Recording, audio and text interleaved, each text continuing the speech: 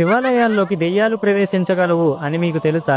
సాధారణంగా హిందూ మతం ప్రకారం దెయ్యాలు ఆలయాల్లోకి ప్రవేశించలేవు. ఎందుకంటే మన హిందూ దేవుళ్ళ ఆలయాలు నెగిటివ్ ఎనర్జీస్ ని, భూత ప్రేతాలని తరిమి కొట్టే శక్తివంతమైన స్వభావంతో నిండి ఉంటాయి. కానీ శివాలయాల్లోకి మాత్రం అలా కాదు. దెయ్యాలు, ఆత్మలు ఈజీగా ఎంటర్ అయిపోగలవు. ఎందుకంటే శివుడు అన్ని ఆత్మలను స్వాగతిస్తాడు.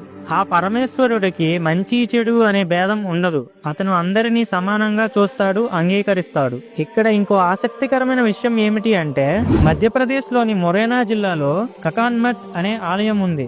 ఈ శివాలయాన్ని దెయ్యాలు ఒక్క రాత్రిలో నిర్మించాయంట. అవును, మీరు విన్నది నిజమే.